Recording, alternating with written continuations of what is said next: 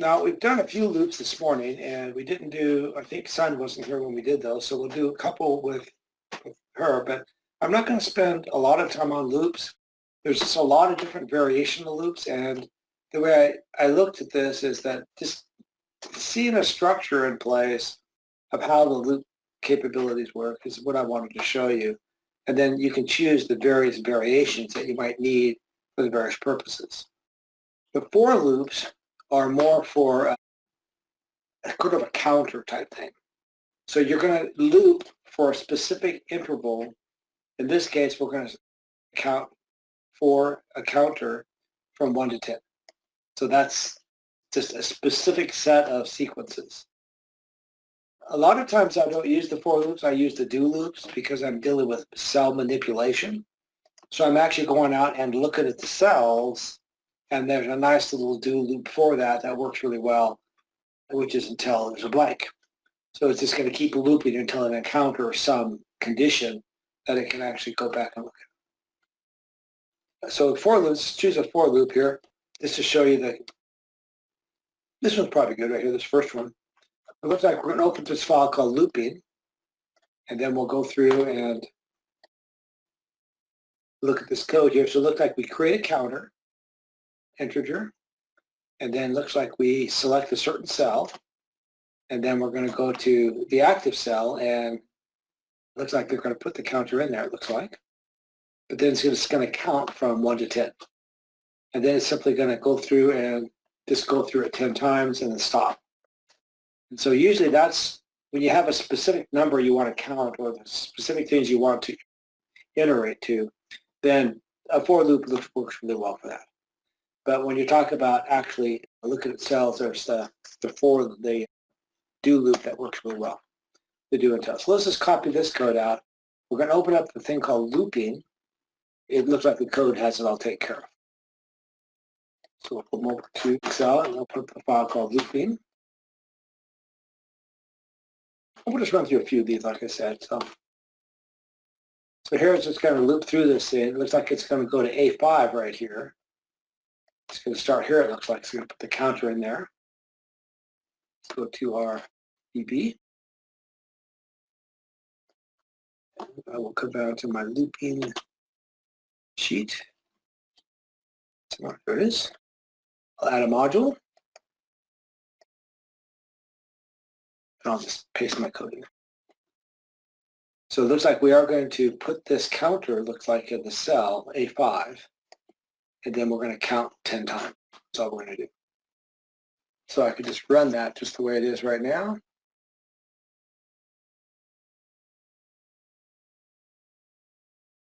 There's my for loop. Put the word counter in there, and it's going to count it 10 times. So it looks like it's going to offset it by the number of the counter number. And then it's going to go to the next counter. See, it's just putting those numbers in there, as you can see. It's going to count 10 times, and then it's going to drop out. That's essentially what a for loop does. Is sometimes if you know exactly how many lines you need to go, then you can specify. You can use that as an input variable.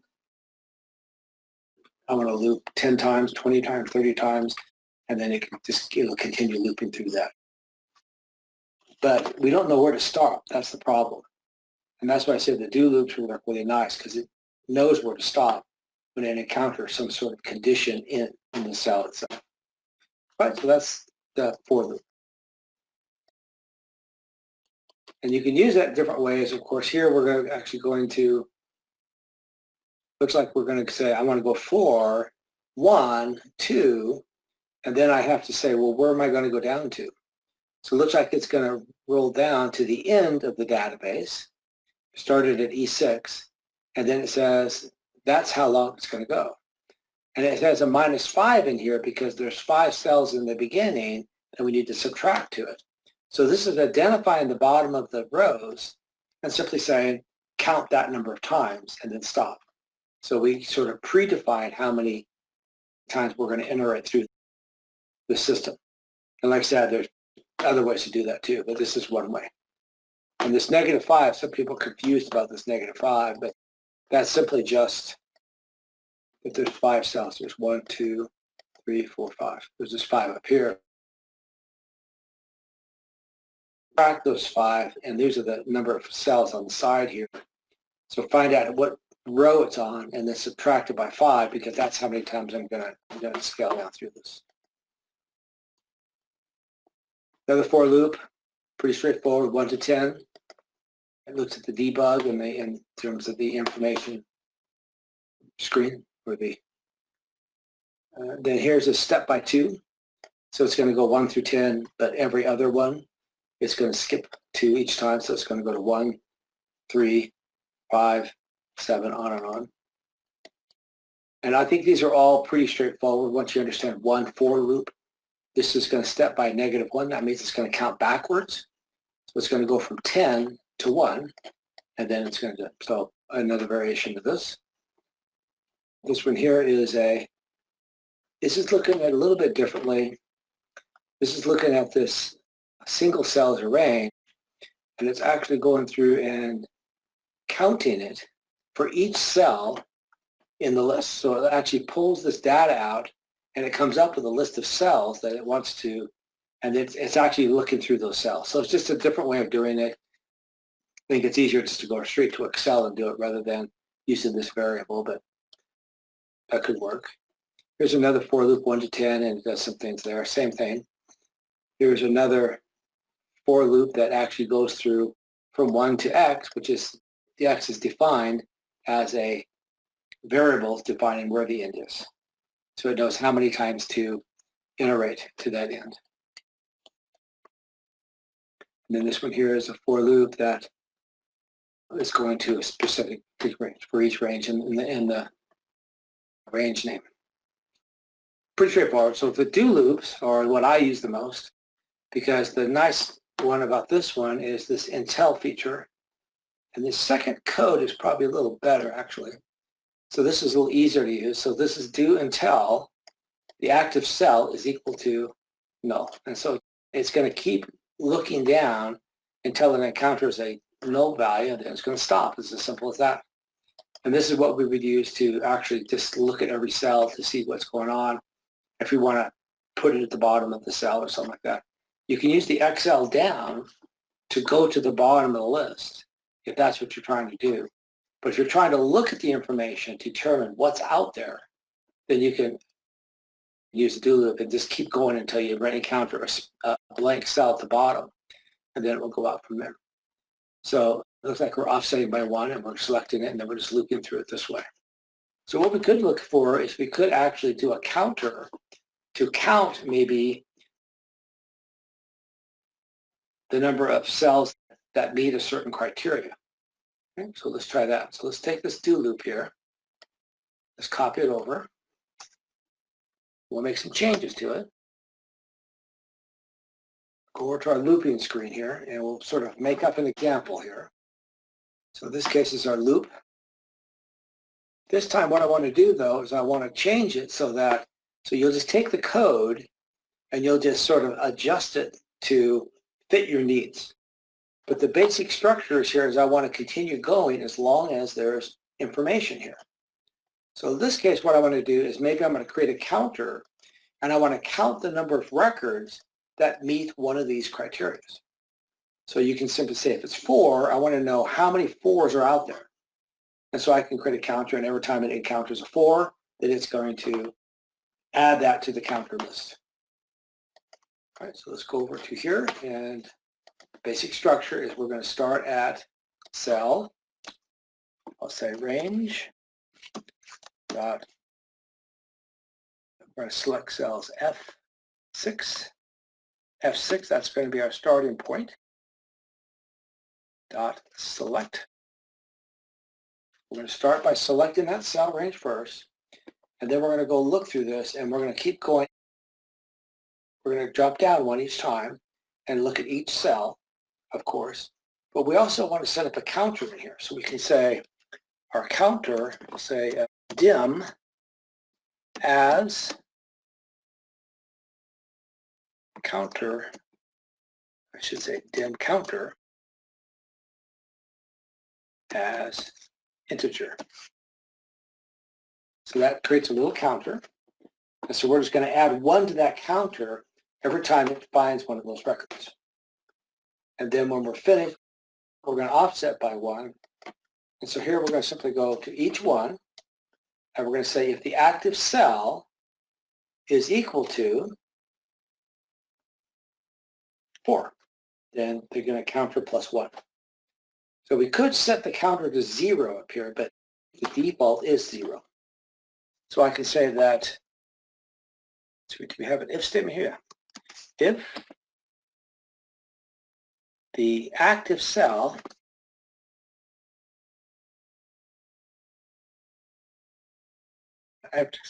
value is equal to 4, then we want to count it. Counter equals plus. Then we can say that end if.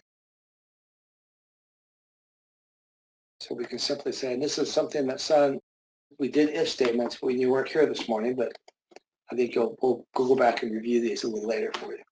But you can see that all the if statement says, it says that if this value is equal to 4, then we want to set the counter and tell me how many information I have here. And then close it. And that's all I want to look for. It's just if it's 4.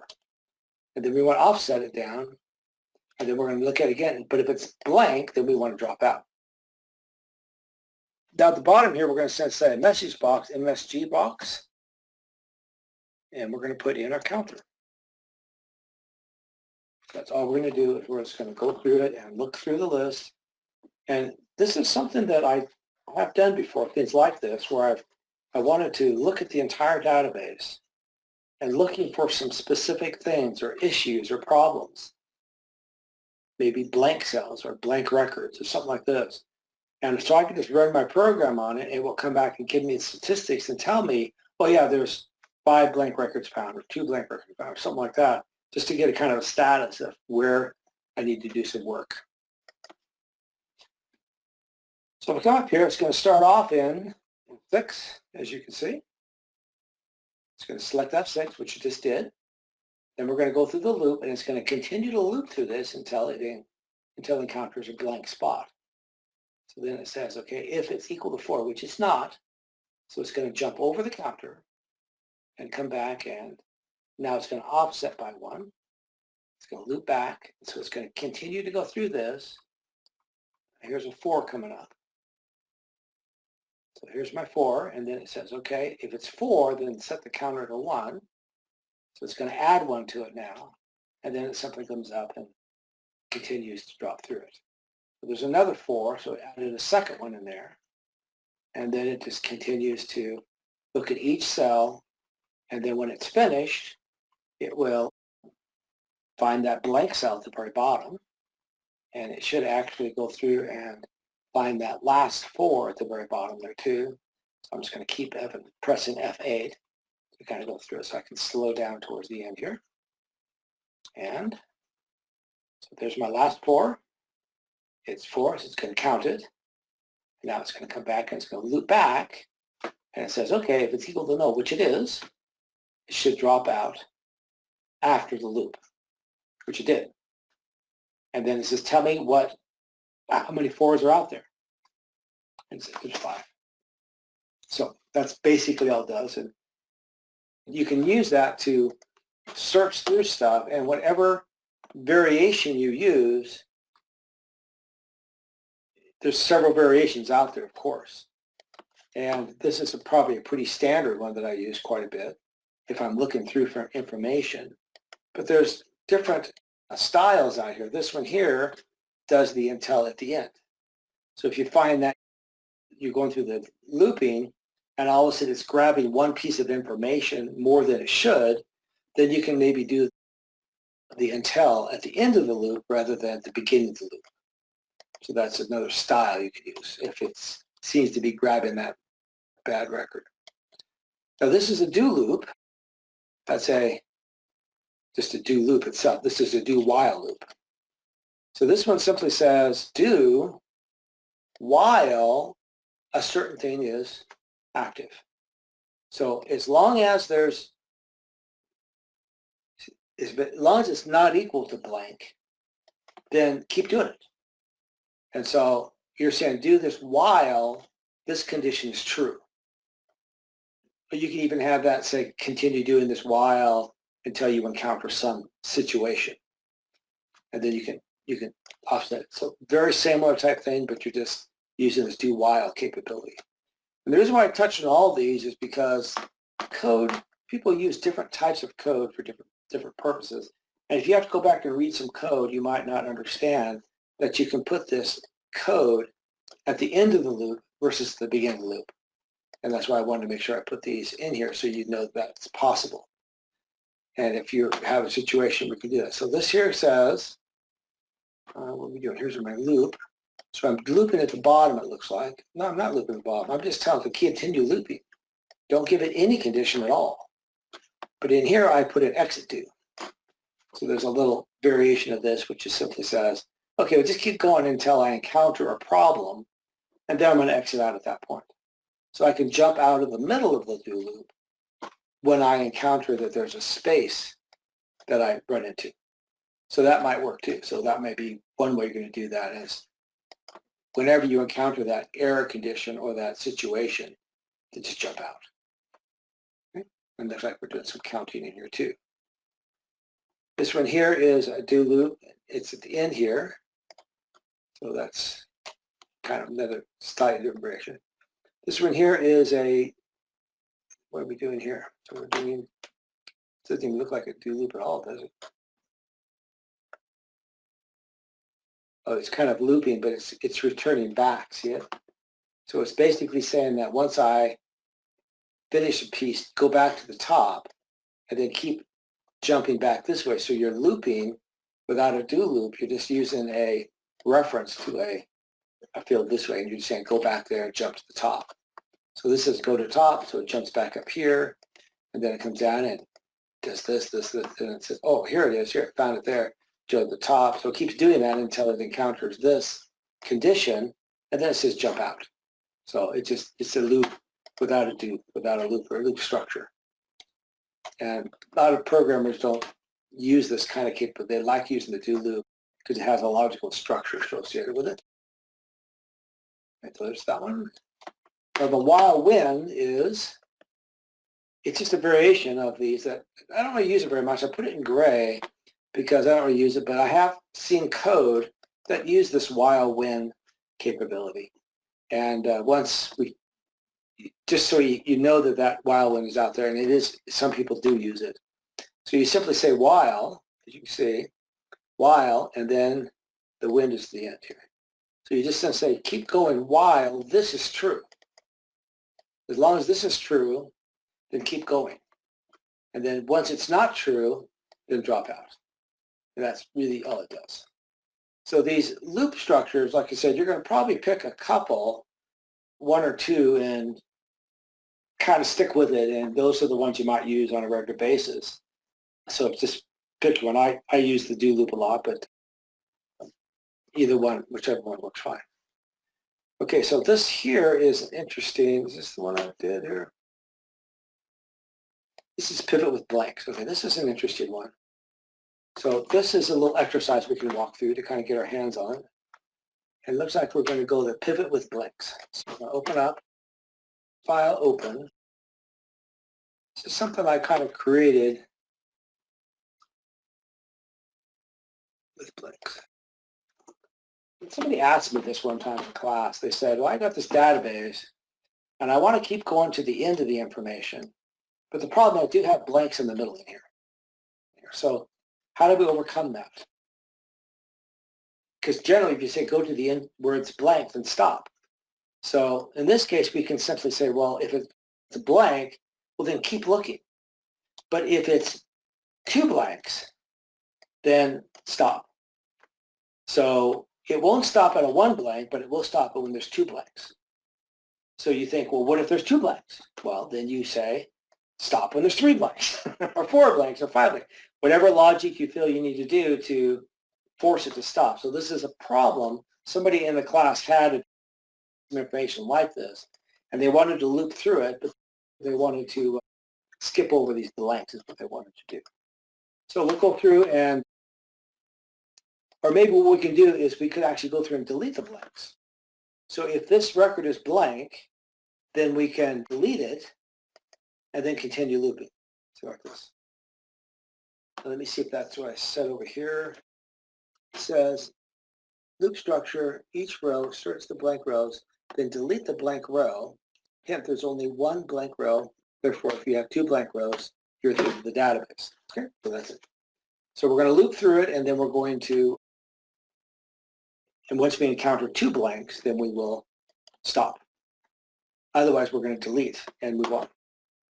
So there's a couple commands we need to be aware of. One is the delete command. So if you say, we can't delete the row by deleting the cell, we have to actually identify the row number. So we have to simply say delete, or you have to select the row possibly and then delete it that way. So what we can do is we can run through it and loop through it this way.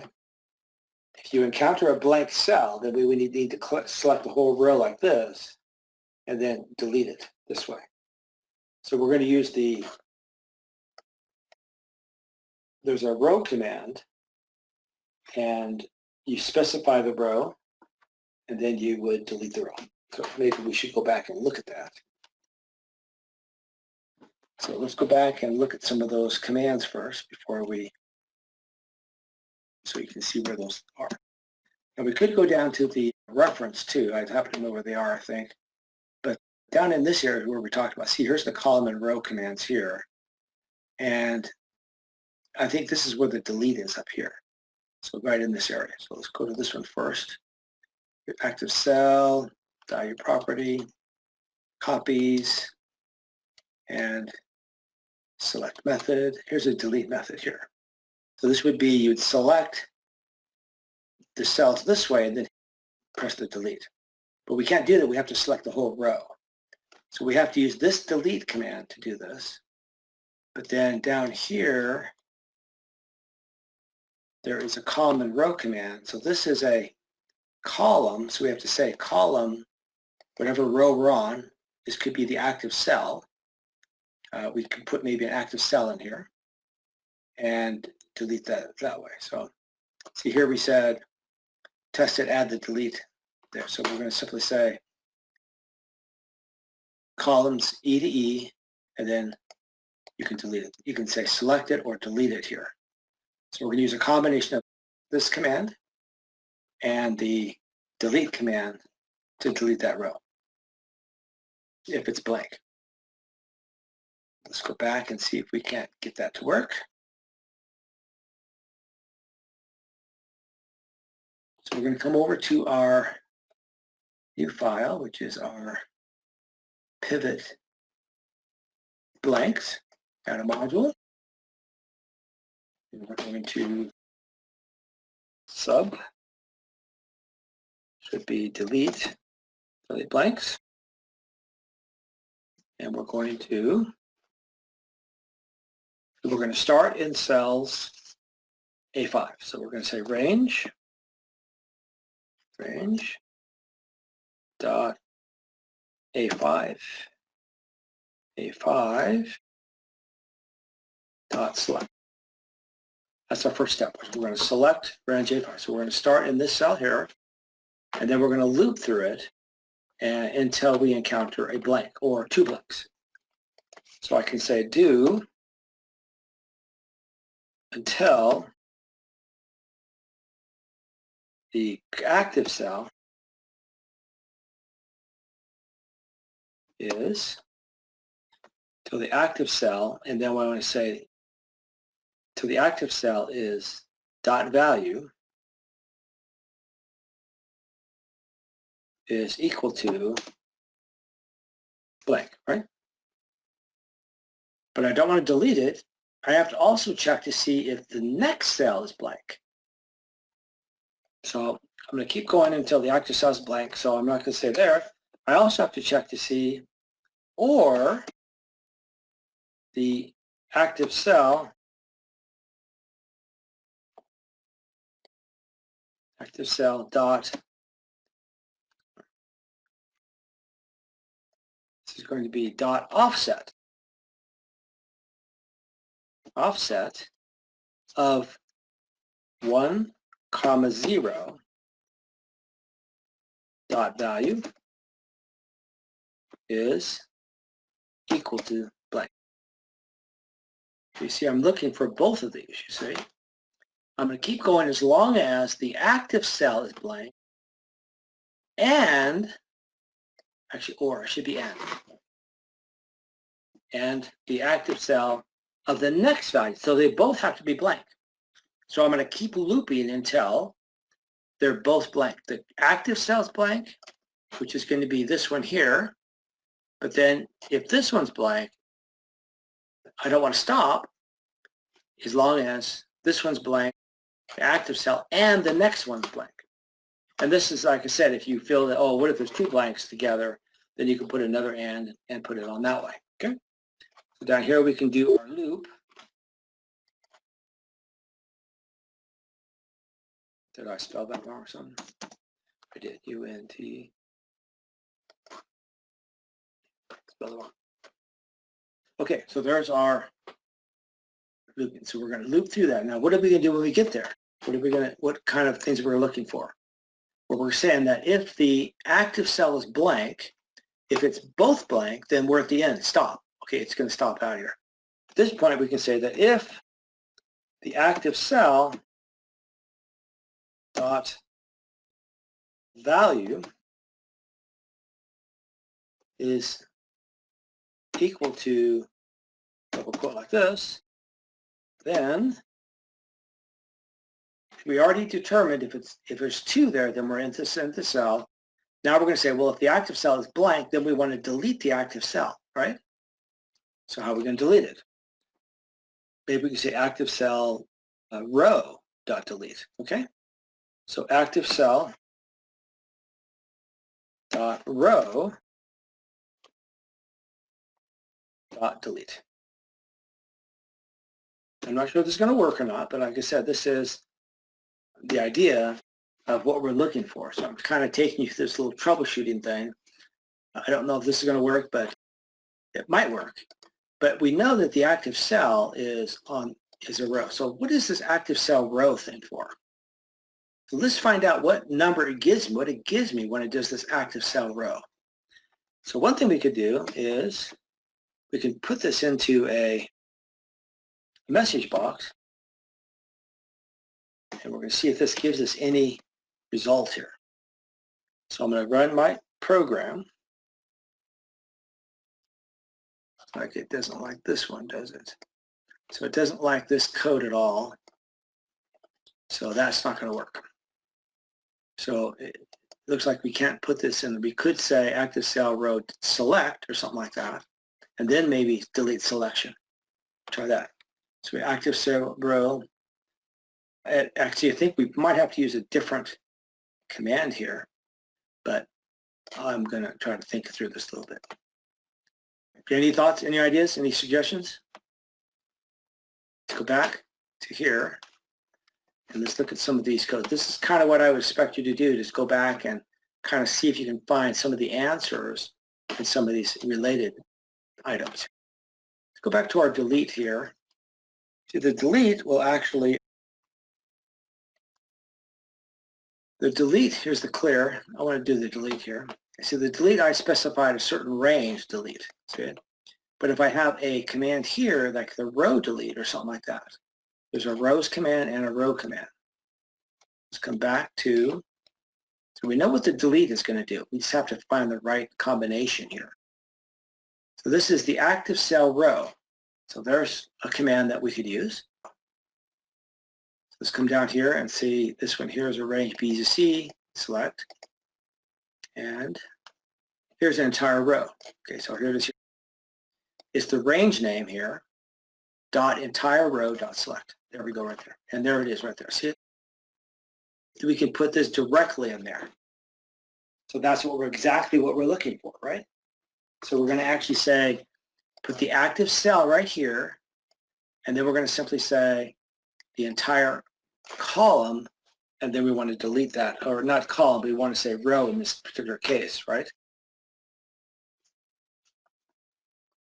Okay, so let's take a look. All right. So this is what we want. So I'll just copy that and come down and apply that to my code here. So here is my with pivot, and so we're going to use something like this. I don't need this anymore. So this is the one that worked. This is the code that worked. So we can replace this active cell here with this, that. So we should be able to get that to work. And so we're going to say wherever the active cell is, delete the entire column. No, column, should be row. And I'm not sure, I didn't see a row in my sheet there. So what I'm going to do is I'm going to go like this, control space bar, and see there's an active column and there's an entire row. So we're going to use the entire row. So we're using .delete. Okay, so that looks like it's going to do what I'm looking for. And then we have the end if. And so I hope you kind of see what I'm doing in terms of just sort of walking you through this without really having all the answers myself, sort of troubleshooting through this, thinking through this a little bit as together. And I think that's important for you to see that. Okay, now here we have our active cell. We're going to go through these. If it encounters a blank, then delete that row. Otherwise, drop out of it. And then we want to do what? We want to go to the next cell. So we would have to do a active cell. Interesting is, the concern I have here is that if you delete the row, and then you go to the next cell, then you're not processing this one. See? If I delete this one and this one pops up there, then I'm actually going to go to this one, not to this one. So I'm not going to look at each one at a time. So that's my concern. So this active cell offset needs to be up in here. So we say that this is what I want to do. Maybe another if statement that says that, let me see. Somehow we want to, once we delete the row, we want to actually go to the active cell, right? We don't want to move at all. We just want to stay where we are because we don't want to move. So the else, the end if, so if this is a counter, then we want to do this. Then here we would say, let's simply say, else if, else, we want to do our, we want to offset by 1. Okay. Active cell, offset, 1, 0, dot select. Follow me on that little twist there, because what I'm saying is that if we delete this row, then this cell is now going to be 7. And if I say go to the next one, it's actually going to go down to Fred Edwards. Let's just run through it and see what we can do here.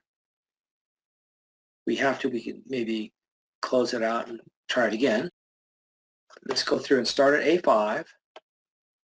And the problem, this is rather damaging, is that it does delete this.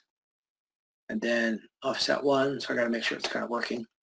So you definitely want to make a copy of this. What we could do is we could come over here and click on cells, hold the control key down, and drag cells to the right like this. We'll make a few copies of it, so that if we do mess it up, we can go back and have a fresh system, a fresh page again. All right, so I'm going to run through it and see if I can't get this to work. So I'm going to run my F8. So now it's going to go to A5. It's there now. Now it's going to go back and says if it's blank, it's not blank. So it's going to go down and jump over it. See it? But I want to go down to the next cell. So it's going to go down the next cell. Now we're in the right cell. Now it's going to loop back. Okay, now it says, is this blank and is the next one blank? Well, they're not both blank, so it's going to run it. And it says, okay, it's not blank, so then jump over this deletion thing and come down here. Now it's drop down one. Now this one's blank. So they're not both blank. That one and the next one's not blank. So we're going to go back and it says, okay, oh, it is blank, so therefore we want to delete that whole row. Now this is the one that's going to see where it's going to work. And we're in it delete this, yeah? So then we're going to say, okay, it just dropped out and we're on the active cell now. See it? John is the active cell. So we want to actually evaluate John. So we're going through and evaluating John right now. I guess it would have worked either way, you know what I mean? But this is a little cleaner, I think. We're going to go through this a little bit more. Okay. Okay, now we're down to another active cell. Okay, goes to the next one. Now we've encountered a space. It should delete this row. Did. Okay, so I'll run through it a couple more times. Down to John Carpenter. And now John Carpenter is going to go down one, and that's blank. Deleted it. Now we're going to go down to the next blank. There, now we're in the next blank. And now it's going to, it's not, two of them are blank, so we're going to go through it. It did encounter a blank here, so therefore delete the row, and there it is. We're going to keep going until we come to the bottom down here. Now we have a situation where it is on the new cell, so the current cell is blank and the next cell is blank. Now, if you want to do 3 or 4 or 5, maybe you can do that, but now it should drop out of the do right now. And it did. Okay? So, I mean, it's going to take a little trial and error to get some of these things to work, but just try to kind of work through it and try to make the little adjustments you need to make these loops work. So there's a little do loop for you, a little example for that.